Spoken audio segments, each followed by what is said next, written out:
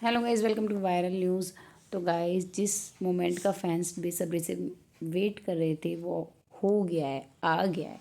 चाहत और दिग्विजय की दोस्ती। जी हाँ, दोनों कब एक दूसरे को फॉलो करेंगे, दोनों के बारे में बात करना, चाहत से भी पूछना, दिग्विजय से भी पूछना। एक्चुअली दिग्विजय ने जब इंस्टाग्राम पर लाइव किया था बिग बॉस के घर से बाहर आकर, तो उनसे चाहत के बारे में बहुत क्वेश्चन किए थे, लेकिन उन्होंने कभी कोई जवाब दिया ही नहीं। एक्चुअली उन्होंने बिग बॉस के बारे में कोई बात ही नहीं की। जो उन्होंने लाइव किया था, उन्होंने एक बार भी बिग बॉस का नाम भी नहीं लिया। उन्होंने बस यही बोला अपने फैंस को कि जो आप लोगों ने सपोर्ट किया है उसके लिए थैंक यू। मैं जो चीज़ें हो चुकी हैं उन्हें भुलाना चाहता हूँ, वो सब चीज़ें।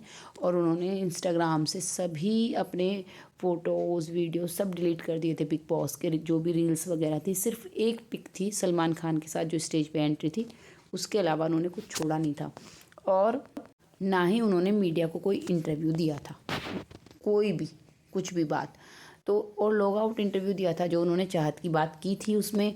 और जैसे मैंने बताया था जब कि चाहत के बारे में वो कह के गए थे सबसे कि ध्यान रखना करण से भी चुम से भी, तो सबको लगा था कि नहीं नहीं ऐसे नहीं है, आप ऐसे ही बातें बना रहे हैं। लेकिन आपने बाद में फिर कई लाइव में देख लिया ना कि चुम कहती हुई नज़र आई कि हमने दिग्विजय की वजह से चाहत को बचाया है। वो कह के गया था करण से और मेरे से कि ध्यान रखना चाहत का, है ना।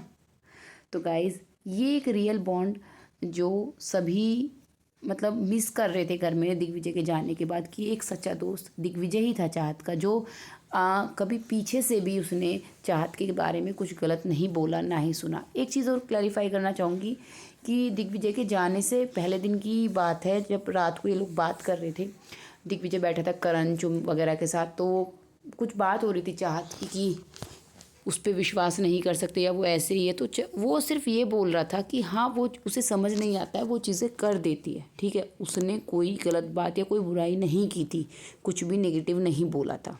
ऐसे तो चाहत भी है ना कि चाहे भले ही उसका दोस्त है, अगर वो किसी चीज़ पर उससे सहमति नहीं रखती है तो वो साफ साफ कहती है कि भाई मैं उस चीज़ के लिए बंधी हुई नहीं हूँ कि उसकी गलत चीज़ में भी हामी भरूं। अगर उसको सही नहीं लग रहा था दिग्विजय को भी कोई चीज़, चाहत का कोई एक्शन, तो वो बोल सकता है कि कोई बात नहीं, वो उसको इतना ही समझ में आता है गेम, वो ऐसी ही है। तो इसमें कोई गलत बात नहीं है।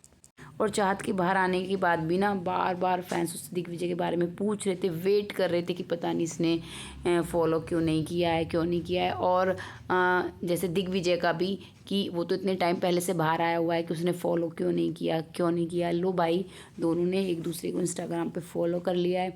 चाहत ने काफ़ी और लोगों को भी फॉलो किया है, जैसे कि उसने सारा को किया है। हालांकि सारा को करने की ज़रूरत नहीं थी, सारा ने इतना गंदा बोला है ना चाहत के बारे में। पर ऐसा है ना, चाहत ने उन लोगों को दोस्त माना था घर के अंदर ही दिल से, तो वो निभाती है उन चीज़ों को। और अरफीन जी की वजह से वो सारा की काफ़ी रिस्पेक्ट करती है। वो पहले भी ये बात अरफीन के जाने के बाद कई बार कह चुकी थी। फिलहाल दिघत फैंस के लिए बहुत बड़ी न्यूज़ है भाई, बहुत अच्छी खबर है कि दोनों ने एक दूसरे को फॉलो किया है। देखते हैं कभी मिलते हैं तो दोनों साथ में।